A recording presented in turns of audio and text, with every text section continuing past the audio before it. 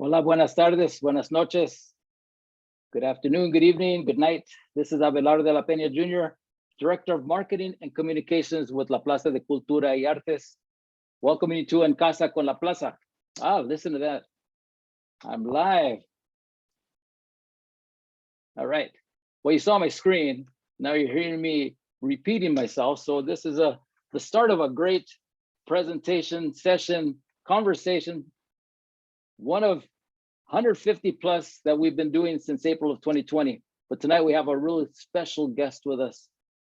Okay, let me, if you're on Zoom, please use the chat feature. Welcome, of course. Use the chat feature, use the Q&A feature. We'll be taking questions, do shout outs, let them know where you're viewing from. If you've joined us on Facebook, same thing, use the comment section, ask questions, make comments, let us know where you're viewing from. Share this with your friends. This is gonna be nice. Before we get started, La Plaza de Cultura y Artes has reopened. This is our 4th week open since the unlock up, where we started opening things up. Of course, you got to make reservations, but we take standbys. We're open Thursday through Sunday from 12 to 4, hour-and-a-half blocks, take temperature checks, social distancing, the whole bit, wearing your mask for now. But come on down, 501 North Main Street. We have a new exhibition. If you can't make it between Thursday and Sunday, or if you're still not sure about coming into our museum, new installation, Only Light Can Do That, a monumental neon mural by Patrick Martinez. This installation is part of ArtRise 2021, a citywide arts initiative by the LA County Department of Mental Health in recognition of Mental Health Awareness Month. Finally, our public programming begins in May with Molcajete Dominguero, the Latinx marketplace on our historic Paseo walkway the end of this month. Check it out on our Facebook page. Then finally, here we go. We're going to get started with our program. I'm going to introduce to you Big Brown Dad, Carlos Aguilar, a content strategist, cultural creative who's written and produced reality TV, travel, talk, and award shows, documentaries, commercials, branded content platforms, and social media campaigns. He's worked for A&E, Fox, Lifetime, Hallmark, Telemundo, PBS, the list goes on. Mariah Carey, Magic Johnson, to name a few. He has a BA from Occidental and an MA in the philosophy of religion and ethics from Talbot School of Theology. The hip hop artist known as Bookworm Brown, he's performed across the US, Mexico, Guatemala, China, and Japan. Come on up. This guy's done a lot, but come on up, Mr. Carlos Aguilar, Big Brown Dad. And that's all just before 7:05. I just did that. I'm a little tired, so forgive me if I'm dragging ass as we get started here today. All right, Carlos. So tell us, we're going to be talking about Chicano rap. So I want to know, the reason I got you on here is because I want to know about it. I knew a little bit about what was going on back in the 80s, a little bit of the 80s, the 90s, kind of lost touch, but I know it's been on and it's continuing, coming on, and you are somebody who's not only participate, but you've been archiving this. So you're going to share some knowledge with us. How did you get into it? I mean, first things first, thank you, Abelardo and La Plaza. I think anytime someone's interested in my opinion and it's not the police precinct, I'm all the more eager to participate. So thank you for opening up the mic and the stage. You know, I'm in my 40s, and I came across hip hop as a kid. And I remember when my aunt, when I was living in La Puente, shout out Aunt Missy, called me into the room. She was a few years older than me, and pointed to an episode of Soul Train where the Fat Boys were beatboxing and making noise with their mouths. And I was dumbstruck, and I was like, whatever this is, like, I want a part of it. Fast forward 2 years later, I'm in 7th grade, and for some miraculous reason, we had braces. We somehow afforded it for the 2 or 3 months where, you know, they were still fitting. But I stormed home one day and I was like, Mom, get these braces off me. It's messing up my beatboxing. So I knew then, like, my commitment to hip hop was greater than my commitment to straight teeth, at least. So this is why we're working with what we're working with here today. But so early on, I was fascinated with the culture, and then, like, because it was so accessible, of course, one of the things that's intriguing about hip hop, one thing that kind of contributed to its rapid growth was that almost if you had a spray paint can or a marker even, or a pencil or a body, and you could pop, you could make noise, you could rap, some poetic instinct, then you can be a part of it. And early on, I was a part of it. I was breakdancing and coming up with a cool name for myself, and that was fun. And then I became a dancer, like battling, dancing, and then spray painting, and ultimately rapping. And you know, taking it so serious, I rapped in my talent show high school, Abelardo. That's how serious I was with my rapping. And then from there, just kind of kept on going. And like in a lot of ways, I never stopped writing. And a lot of ways, I see my career as a media maker, as a television writer and producer, and a writer and producer in advertising, an extension of my writing as a MC. So, so at the same time, I'm interested in history. I'm interested in American culture. I'm interested in Mexican American experience. I'm interested in documenting it. I'm interested in analyzing it. I'm interested in teaching it. I'm interested in questioning it. I'm interested in contributing to it. So I'm interested in all these ways. So it's like I try to take different methodologies or approaches to the subject of hip hop, and allows us to have a different sorts of conversations. So for example, our conversation today, which is, you know, on its surface could be a very typical dormitory car show backyard debate, like who's essential, like who's number one. And these conversations happen. But I take a little bit, and like as we get into the conversation, like you'll see, I take a little bit of a different approach to this question about what is Chicano rap and what we might consider essential Chicano rap. Well, before we begin, real quick, how'd you do on the talent show? Oh, bro, how about this? Oh, well, we didn't win. How about this? So I wrote my friends' raps for starters. Shout out Eddie Zapata, shout out Sean Gonzalez. They couldn't write their own raps, so I wrote their raps. And then my buddies who, decided they were going to sing, B was equally popular at the time. You're probably more likely to get the girls interested by trying to imitate Jodeci, which is what my friends did. And they kind of stole the show, which is to say, I think one of the guys stole the money from the talent show and left. So I didn't fare very well there, but it didn't stop me from keeping at it. So, but it was good. It was exhilarating.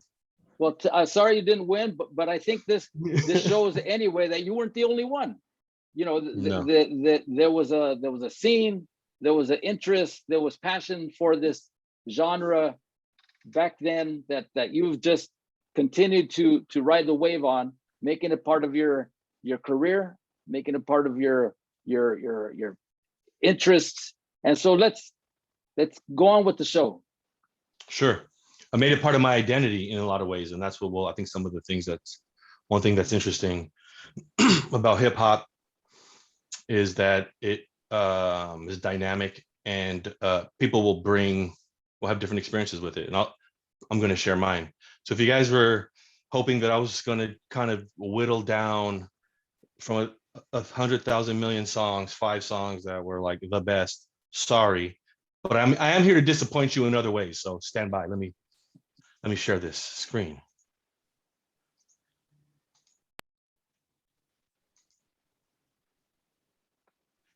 This is called giving away the goods, but yeah, okay. I just did it. That's how I started the show. So you're not the only one.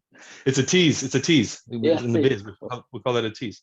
All right, so I'm gonna do a couple things here today, Abelardo. If you let me, and the audience and listeners, if you would so allow, I'm gonna resituate Chicano rap. That is, I'm gonna place Chicano rap in some kind of context, and maybe not the popular context. I'm gonna redefine Chicano rap. Sorry for those of you who have some kind of orthodox or essentialist notion of what stands for either Chicano or rap or Chicano rap. And then I'm gonna exemplify, to be quite frank. I'm just gonna tell you, these are examples of Chicano rap. I know what you guys are thinking. Yo, Abelardo, Carlos Aguilar, Big Brown Dad, what makes you the fucking expert? Well, I got you. I convinced LL Cool J to drop the third L. He was gonna, I don't know if you guys knew this or not, but he was gonna be LLL Cool J. It was a quick conversation. Didn't take long. I was actually there when Walk DMC took their first steps. I didn't have a camera. I wish I did, but it was a different era. But I've been around. You know, Biggie Smalls is the illest, but most people don't know that I was the one who got him sick. So I'm just saying, listen to me. I speak truths. The Good Doctor, you guys know this Dr. Dre. I actually took the MCAT for Dr. Dre. $700. Sorry, Dre, not passing the first 3 times. But basically, whatever I'm saying, you're gonna want to believe me because I'm an expert. Was that 3? All right, I think we go here. So resituating Chicano rap, as it were. So, you know, most people think of something, a schematic, something like this when they think about Chicano rap. They think there's this thing called hip hop. And if you want to start like understanding and breaking it down in terms of its movements and like sociologically or something or culturally, you might say something called Latin hip hop, which would probably be broader, you know, than Chicano hip hop. Hip hop is broader than rap. Rap is a subcategory of hip hop. And you get under Chicano hip hop, you get Chicano rap. So you have this thing called hip hop. Latinos are involved in ways. We're involved in a bunch of different ways. Chicano is one expression of this, and Chicano rap kind of comes a little later in the game. But what I want to do is say that before hip hop, and whenever you want to say that started, and people will argue about that for some reason or another, like they're religious fundamentalists and weirdos. I don't, but whenever you want to say it started, fine. Before that, Mexican Americans in the Southwest, and I'm interested in Los Angeles, were doing our shit. There were already, youth culture was already popping. There was street art, there was DJing, there was dancing, crews. There were protean elements of what would become hip hop culture in Los Angeles before whatever you want to say happened or came from New York and landed in LA. So I actually say that like Chicano rap is not a late kind of grafting onto hip hop. That's a weird ass thing, and let's look at it. And because it has been ghettoized in some ways, and I mean that in a couple of ways, and we could probably unpack that later, but it's not some strange novel offshoot. It was like, nah, actually, like we were there in the beginning. But let me take it a step further, if the deck would allow. So it's like I forgot why I got this, except that it was funny. It was like, take me to your leader, Holmes. But it was basically like, yo, what happens if someone comes from outer space and they're like, yo, Chicano rap, what is it? Like we got some sound waves beaming out here, and Darth Vader showed up like dressed like this. But an old definition of Chicano rap might say that it's a rap style that focuses on a primarily Southern California Chicano gangster lifestyle, and that has like a signature look and sound. And that is like a common definition even of Chicano rap. And if you were to, like, for example, go into I think there's things called a record store, or at least there were, and you were looking at the Chicano rap section, you're going to find just gangster rap made by Mexican Americans. But I'm doing something different. I'm looking at Chicano rap as rap created by people who identify as Mexican Americans in English, Spanish, or any other language. And I say, actually, I want to broaden that. And it's not even, this definition isn't meant to be the type of definition that says, if you don't meet it, you don't count. I actually was trying to craft as broad a definition as possible for it to include as many expressions of what we are calling a Mexican American experience. So now I'd even include, and I want to dig into more. I wonder, there must be like Japanese fools out there in Japan rapping with the Chicano affectation in Japanese. I know they mess with Mexican American culture, but I wonder if they do it. I wonder how that seeps in. So I would count that as Chicano rap if it's being made. How about that? So that's what I'm doing. And that's going to set the framework for what I'm going to say. What are essential cuts? And basically, what do we want to call this vato right here? Darth Vader OG came down to earth and he was like, yo, big brown dad, Abelardo, what are the essentials? I'm gonna say, I got you, don't even trip. But before that, Sorry, not sorry, guys. What you're not going to see on my list tonight, no dogs, no littles, no bigs, no boys, no lokes, no locas.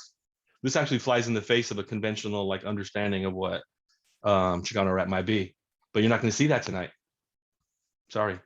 Sorry, sort of sorry. Like you're not going to see anything from Houston, San Diego, Phoenix. Oh, see? Put Houston twice.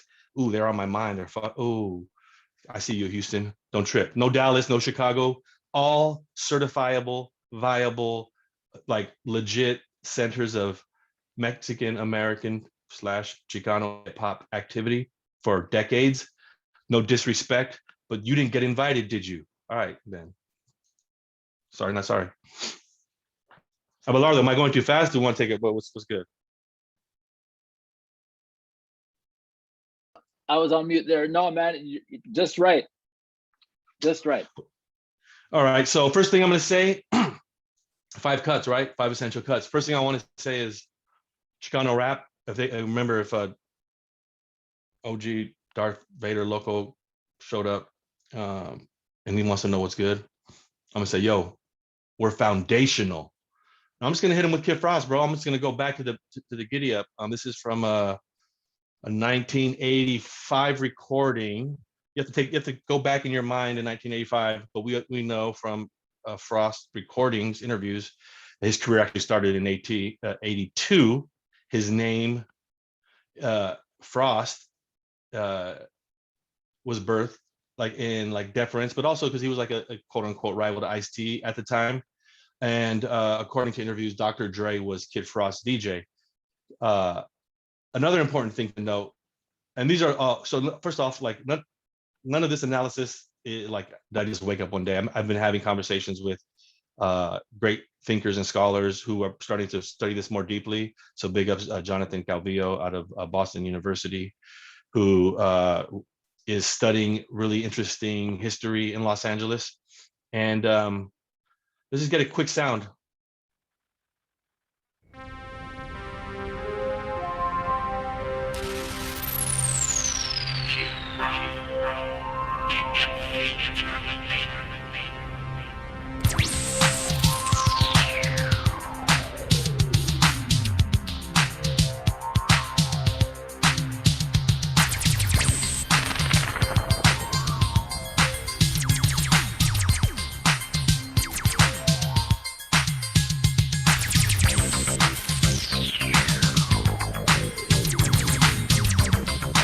They had all day.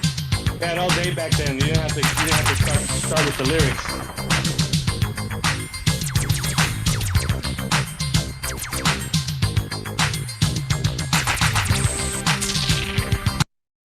Exterminator, to search and destroy all your MC perpetrators, #1 prize fighter, the stranger in the night, considered by most as the top rhyme writer. This is my occupation. I'm in charge of operations with a little preparation and determination. I reach my destination. I'm all across the nation. Kid Frost, your flesh, you rap sensation.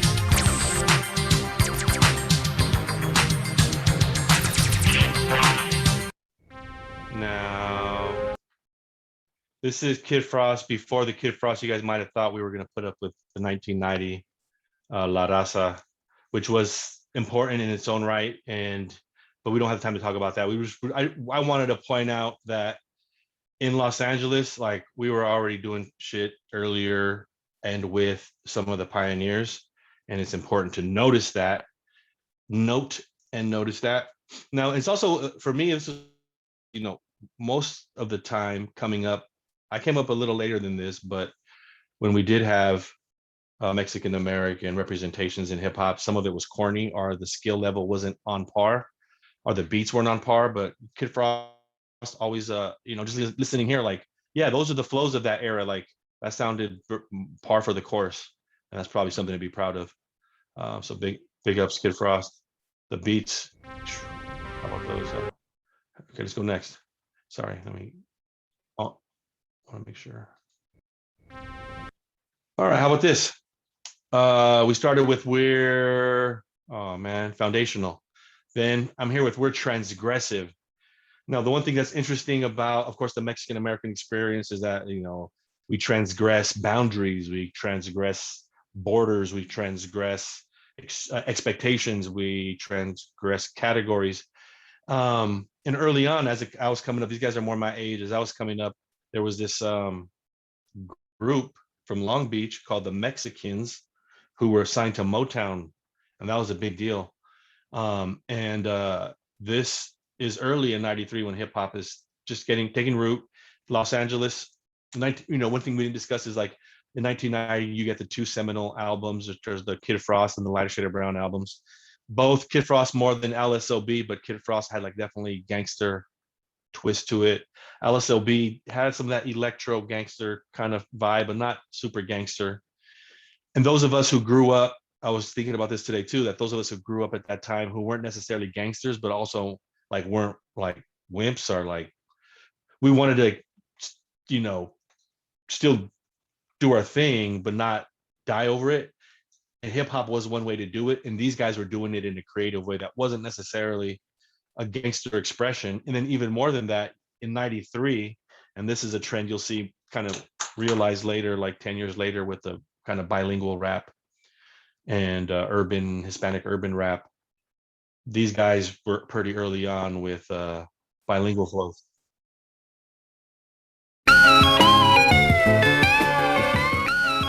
The Mexicans.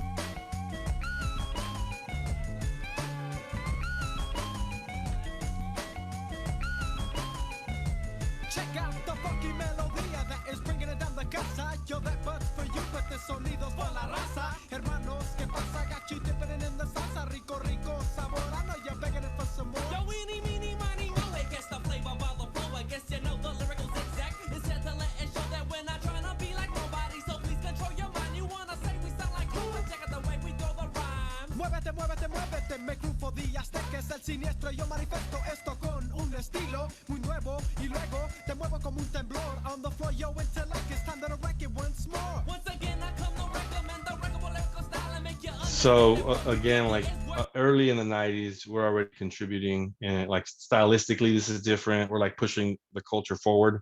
We're not just like some weird add-on to the culture. And these guys are from a city like Long Beach, where you get black, white, brown, Asian, Pacific Islander culture, all intermixing, and you get some really dope music come out of Long Beach. These guys are an expression of this Mexican American experience. And at the time you hear it, it's like, sounds like, I mean, again, what I like this is just an example of a group whose sound didn't necessarily pale in comparison to the Black counterpart at the time. And when you're coming up and trying to find your place in hip hop, and you want to like maybe overcome the assumption that your shit is whack, it's good to have examples to point to. And these guys were that. Ooh, now here's a surprise. So we are foundational, we're transgressive. Like, yo, again, you want to know what's going on with Chicanos, bro, or whatever. Again, for me, Chicanos are Mexican Americans. Mexicans are Americans who call themselves Chicanos. My third cut here I'd play because I want to point out a couple of things. One, that we're religious. We're a religious folk. I grew up in the SGV. I grew up with the Victory Outreach in my backyard, the OG Victory Outreach. If you know what's up, you know what neighborhood I grew up in. And that neighborhood, as it turns out, that intersection right there where the 605 and the 10 meet, there's a lot of religious history there in the area. And I got swept up in the religious fervor that swept the San Gabriel Valley and the Mexican Americans in the early, like it swept in the 80s and in the 90s. And a lot of Mexican Americans got caught up in it. And not only there, of course, just generally, globally, we're a religious bunch. And we're also hip hop heads. And like, I like these guys, LPG, because they did two things. I thought one, they basically helped, they took an orthodox view to not only religion, but to hip hop. This was a time, 95, where there's this like a purist strain conversation around like what is and what isn't real, what isn't hip hop. There's fake and phony versions, and there's the authentic version, there's the commercial version, and there's the real version. And then they take that same spirit, and this is what I got swept up in as a hip hop artist, and you take that same spirit and you apply it to religion. It's like, oh, there are real and fake versions of Christianity or spirituality. There are authentic and commercial expressions of Christianity, and that kind of a framing on the world starts in religious thinking and gets applied outward, and it's kind of funny. But these guys were really dope. One of my favorite of all time, from my backyard. The lyrics. Now this is another example. Like the lyrics are on par with way ahead of their time. And hated by all. That's who I am. Yeah, I think it's about that time that we take them to that place where we came from, you know? The place where music is the voice. That's true, man. I think it's about that time too, you know what I'm saying? It's like, they ready. Been through it, they ready. A place of dwelling where existence depends upon expression. The atmosphere where artistry and viewpoints collide, where beats and eardrums collaborate, then demonstrate a harmonic vocal blend with no color guide. If there's a skirmish is handled in the mental, not physically strategic target, then fire with linguistic weaponry. The place to be, the area where freestyle dominates, which creates a massive style change that'll rearrange your mind state. Where breakdowns don't ever need to be fixed, and stolen pieces thrown together does not mean you in the mix. You wonder how it is to be simultaneously interacting with the boom bap and a rap constantly. Well, I personally had no choice but to come out fat, cause every time I turn around I collect a pound, cause in this place they have a true understanding of hip-hop, so everyone is able to pick up on what I drop. Talking about a place called hip-hop. Now what about that place called hip-hop? I never seen you in that place called hip-hop, so the lies that you speak need to stop. Talking about a place called hip-hop. Now what about that place called hip-hop? I never seen you in that place called hip-hop, so the lies that you speak need to stop. Now I've been down since leather straps and spikes upon the necks. When bikes was BMX, we trekked to dance the breaks. My heart would beat a mile a minute when Freakazoid was played. You focused on the circle cause I was in it. The street animal was mechanical with the popping. A deacon of tweaking body, my hymnal was ain't no stopping. So how you wants to play it? Let's swing it to a battle oak. The youngins from Westco would say let's bring it to Shadow Oak. Boombox in hand, I mean shoulder though it was aching. Rolling like a boulder to see whose name would be taken. Never had to rename no crew for something like that. My boys had every type of windmill down pat. Hey, and I could dish a flair that would force you to share a curse. But around that time I decided to kick a verse. See, when breaking died down and I became less coordinated, I would drown inside a beatbox for rhymes to be formulated. And little did I know I was a natural prodigy, on a tiny boat alone in the sea of vocabulary. Eventually I turned the tide to master what I'd catch, and soon I'd have a net to fetch at once a batch of raps. Talking about a place called Fire, as they say, these kids say these days. Okay, sorry here. So I love playing this, suggesting this, and then, you know, the Mexican American Darth Cholo Vader OG from Planet OG. Ooh, Darth Vader OG. I already know that's one. Get at me. If you're a brand that messes with the Darth Vader OG, I need you to get at me. Okay. The Mexican American is a traumatized fucking people. and seems to me, you know, in hip hop, it has two expressions at least. One is, you know, you're gonna escape death through religion, which my guys LPG represent, or you embrace death in the ways that Mexican American, Mexican culture has, you know, has done. And these guys, not even, you know, Cycle Round, but I like this song in particular with Jackin, because of the subject matter, the sound, the vibe, and what, again, just like how representative they are, I think, of the Mexican American experience. Why is this playing? Is it an ad or what? Yeah. Big up, Michael. Okay.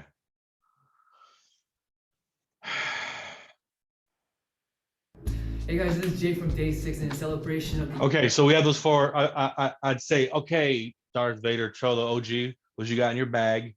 Leave some of it here. Before you go home, I gotta tell you something. Social media happened. And at the same time, the digitization and production and distribution accelerated, of music rather. The digitization and production and distribution of music accelerated.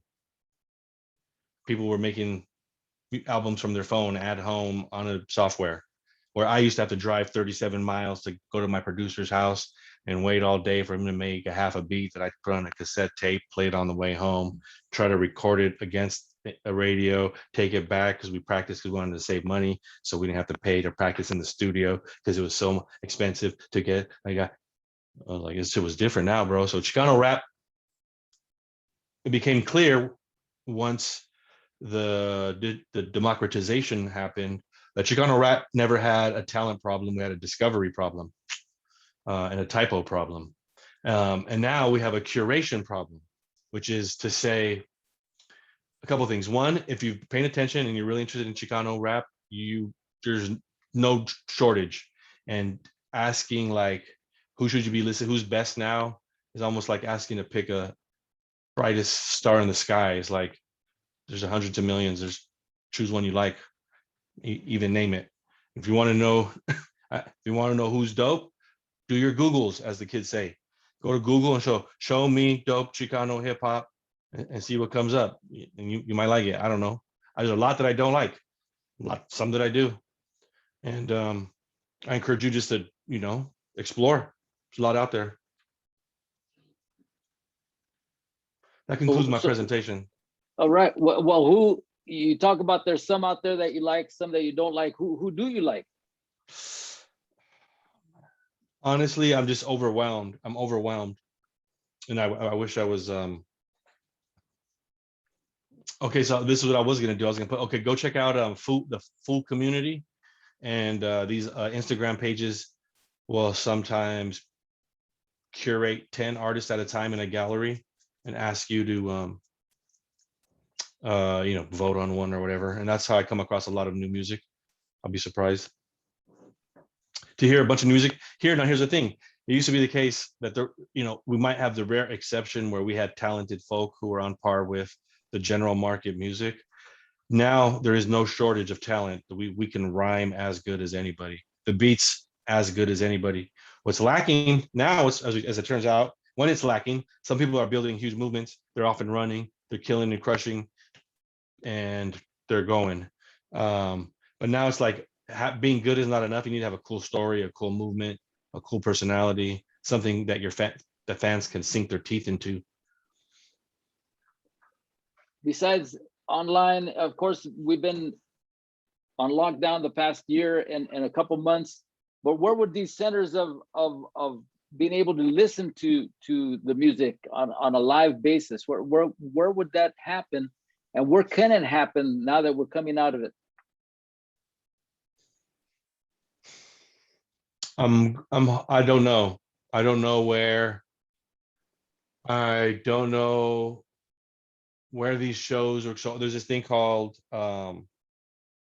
Latin Trap, or Narco Trap Narco, and it's like out of LA, and it's like on some like cool gangster shit. It's different. But I wonder, do they have shows, and are they safe? Like me, I'm at the age where it's like, yeah, I think I'm just gonna watch the video from home, bro, and maybe drink this beer. So I might not be the best one to know. Speaking of which, maybe it is festivals, and like I imagine people are gonna want to try to get as much as more bang for their buck when it comes to shows. Festivals are perfect places for that, and I'd probably like to look for festivals for discovery. All right. Well, going back to the people, the groups that you highlighted, LPG. What did that stand for? The L and the P and the G. Lord's Personal Gangsters. And so did you run with these guys, or were they, what's the story behind that? Well, what's funny is that sometimes when people look to explain R&B and then hip hop, are really just a Black American music tradition, they'll point to gospel music in the South as a source, style, content, and then even the church as a place, like physical location for a lot of entertainers to hone their skills and perform in front of an audience in a church. It's a Black thing for Black music, and we know this. But I think people are only starting to pay attention to the ways in which Latino, Protestant, Pentecostal churches and are even just Protestant first and mostly Pentecostal, though not exclusively, because I ran in evangelical circles when I became a fundamentalist for several years, and I was a gospel rapping evangelist. But there are, I got caught up in all those nuances there that I wanted to hit. But the church, like Victory Outreach, like Calvary Chapel, they opened their stages and it gave us a chance to perform. And so I wound up performing 200 churches all across the country, in Japan even, and built my confidence and my capabilities. So I say that to say the churches, Latino churches in the Southwest played a similar function to the development of the Latino creative class in certain areas as the Black church did and does in the American South. So that's like, so what LPG was able to do, like these guys had thousands of shows, you know what I'm saying? Like how many Latino rappers ever could say that, or Chicano rappers could say that? Not many, because if you're just rapping out there trying to find a place to perform, you're gonna have a harder time than these guys did to get a church to let you, have a stage. That fourth group that is Psycho Realm. That's right. So that was what DJ Muggs. Muggs, yeah. Well, Muggs did an album with Jack in. Psycho Realm comes out of the this is like where a lot of fun and interesting questions can pop up, right? One is, okay, should Cypress Hill be considered Chicano? Because there's a connection between Psycho Realm and Cypress Hill in terms of like how they got signed and who they kind of came up with. And like, well, not really, like, but I guess like they use a Chicano aesthetic, and that's basically all you need to do to be Chicano, you know what I'm saying? Is like, it's a political identity. It's a voluntary political identity. And insofar as you're down, in my opinion. So I would say, yes, probably you should consider Cypress Hill, especially if those guys consider themselves a contributor to the sound, which they were. They directly affected Psycho Realm. Because it definitely, Chicano is a self-identifier for one. You could point somebody out as being, hey, they may or may not be Chicano, but if you don't embrace it yourself, well, then you're not. So it's really up to them whether they consider themselves a Chicano rap outfit. But thanks for that. Now tell what you've done here is just give us a little taste of this of kind of the development of Chicano rap by pointing out these songs, these artists. Now tell us about the bigger project that you're involved with to really give more voice, more examples, more to showcase these artists and people that they influence them, that continue to have an impact on music today. Sure. No, I'm trying to think of the Smithsonian, Harvard, and I want to say Cornell each have hip hop archives. I know Smithsonian does. It has a dope one, and actual artifacts of hip hop history, like the Pumas that so-and-so wore this day, the beat machine that so-and-so used. Amazing shit that you can look at online. And then I suspect once you get down to DC, at least see some of it. And I was just amazed by it. Not because I'm a hoarder, just because some of that shit just seems cool. And then you look at Harvard has an interesting hip hop archive, mostly East Coast centric, and when it is Latino, it's Puerto Rican and Dominican leaning, which is cool, but doesn't capture our experience on the West Coast. And I think it's Cornell, or I'm trying to think it's Cornell. They have another online hip hop archive, almost no Mexican American representation. So I was like, yo, that's kind of whack.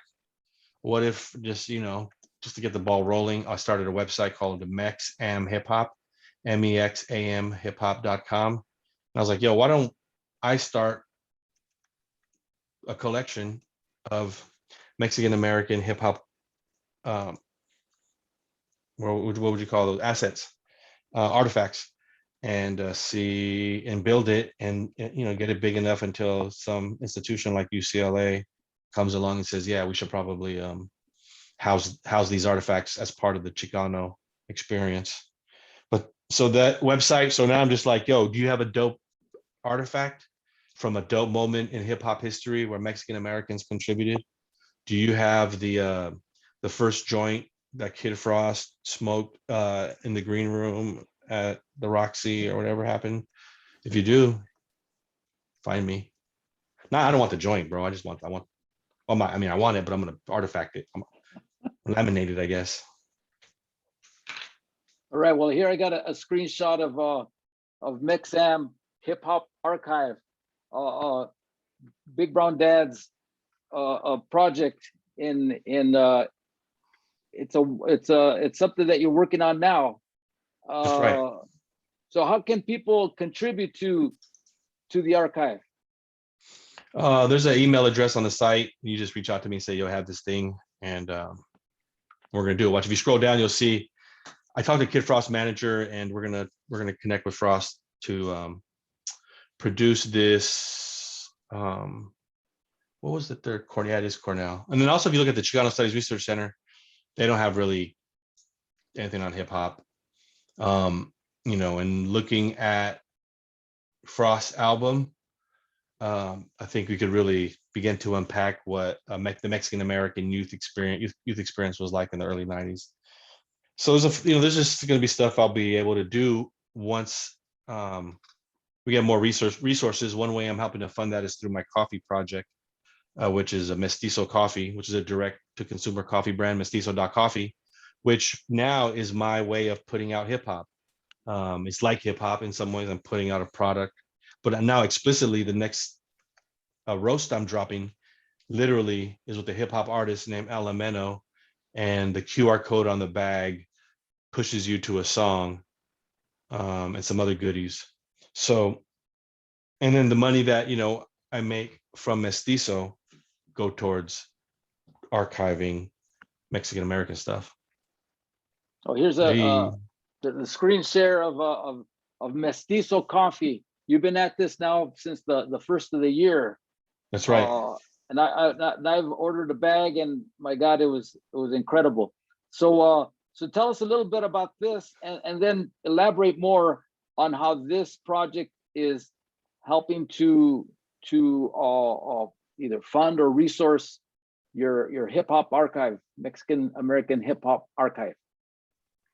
Well, you'll see there that a couple of things. One, kind of bring it back to hip hop, the copywriting. So I get paid at work to do this for brands and celebrities, which is write the copy on their website, edit it, provide suggestions. And so this site allows, and when I do that, I bring my sense of style as a rapper to the job, and you'll see that expressed there on the website.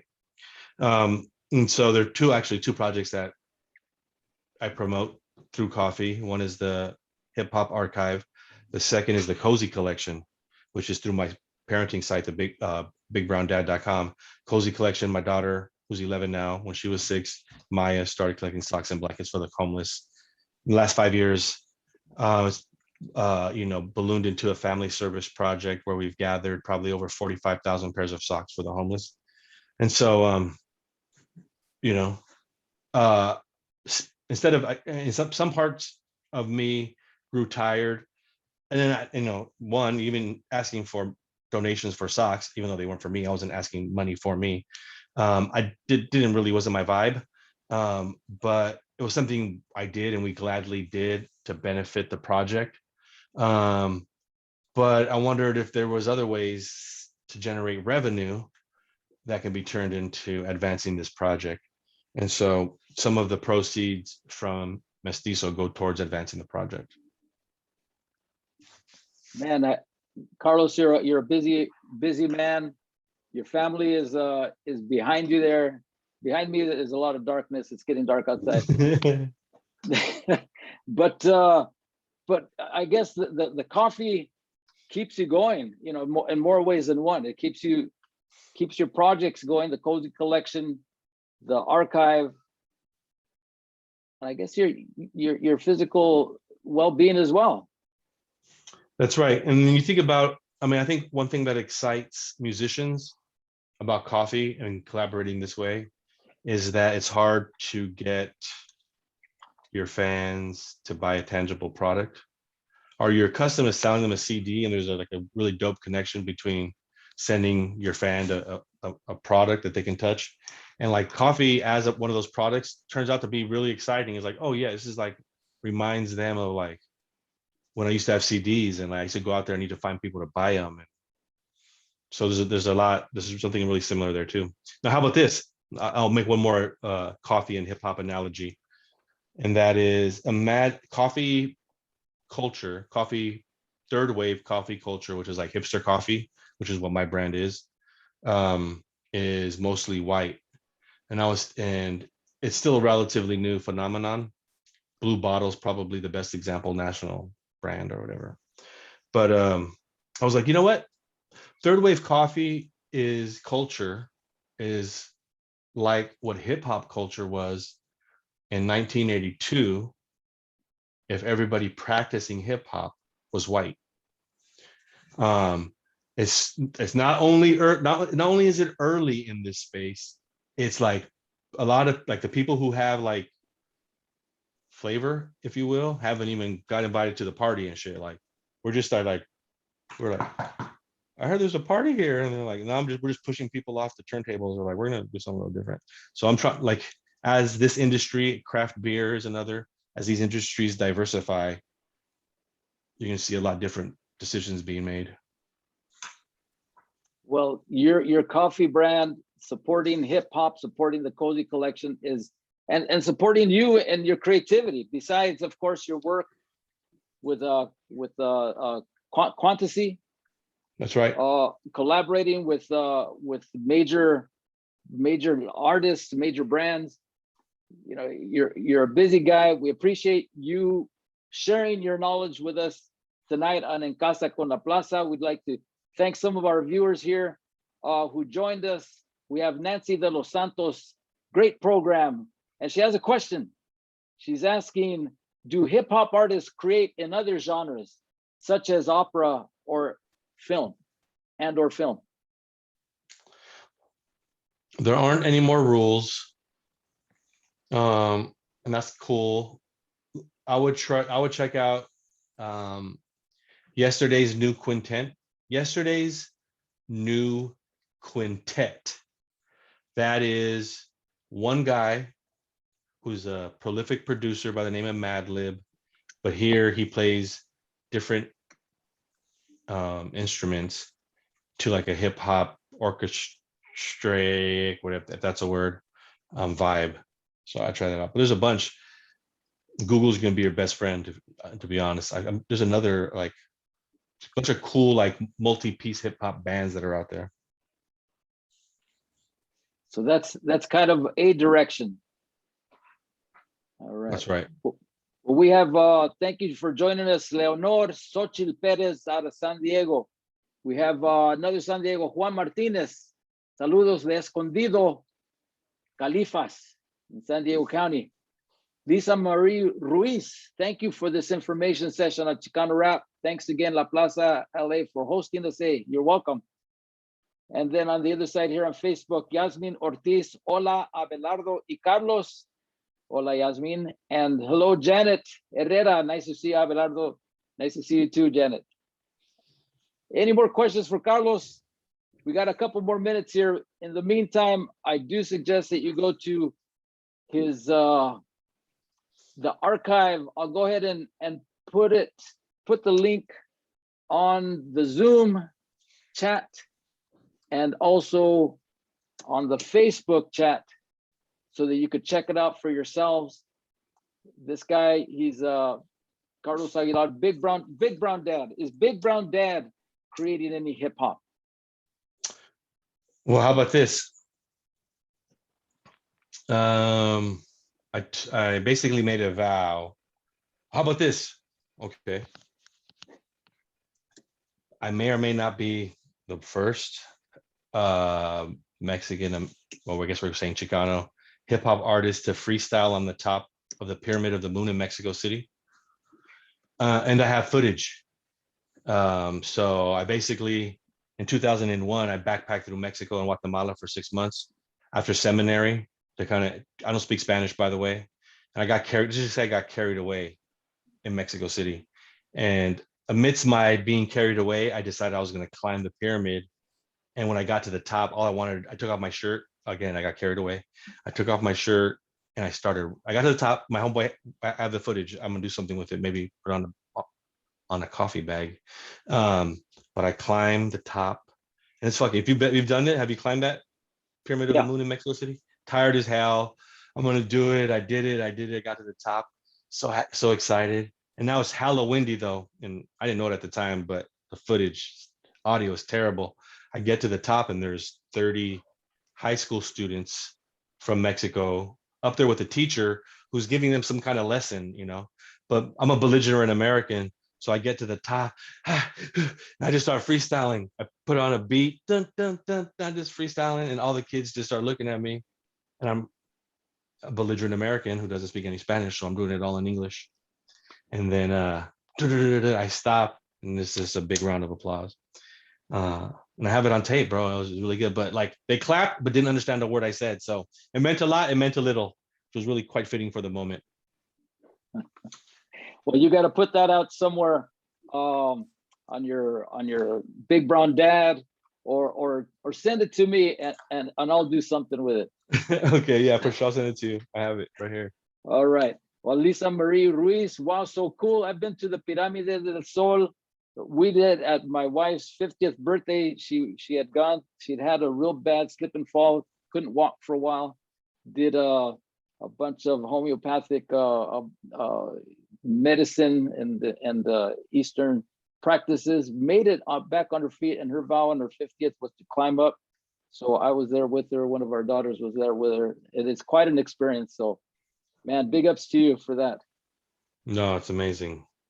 All it's right. amazing. Well, that concludes this special edition of En Casa con la Plaza, talking about Chicano rap with Carlos Aguilar, Big Brown Dad. Thanks so much for joining us tonight.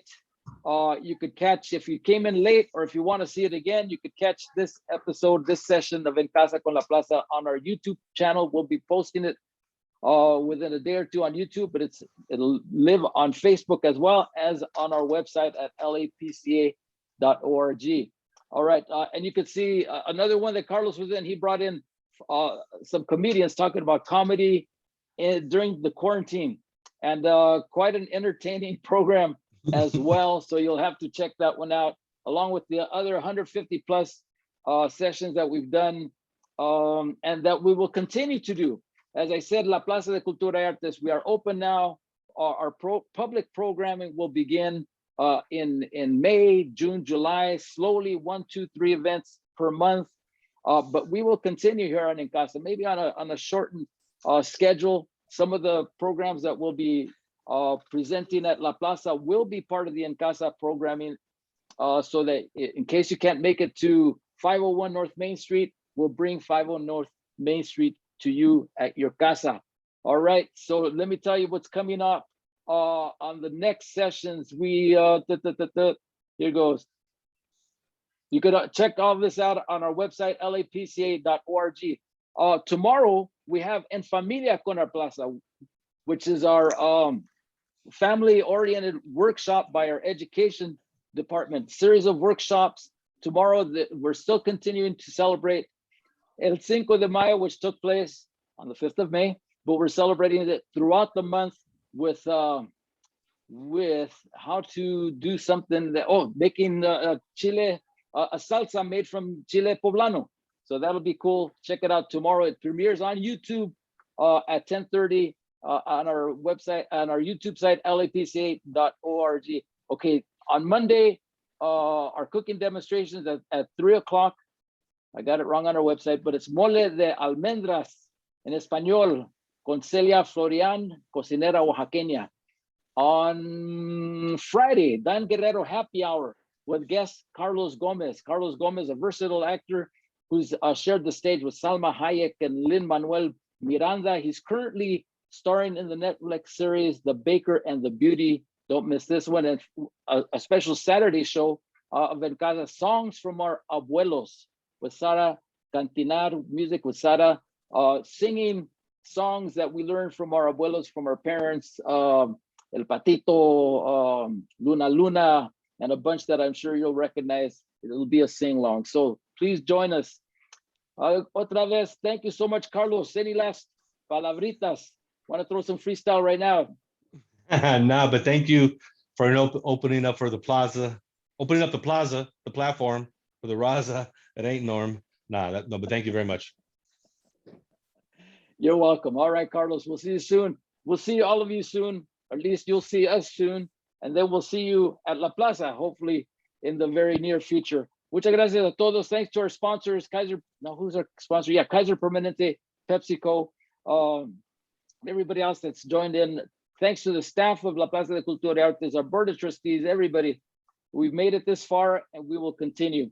So hasta la próxima. We'll see you soon. Buenas noches. See you later.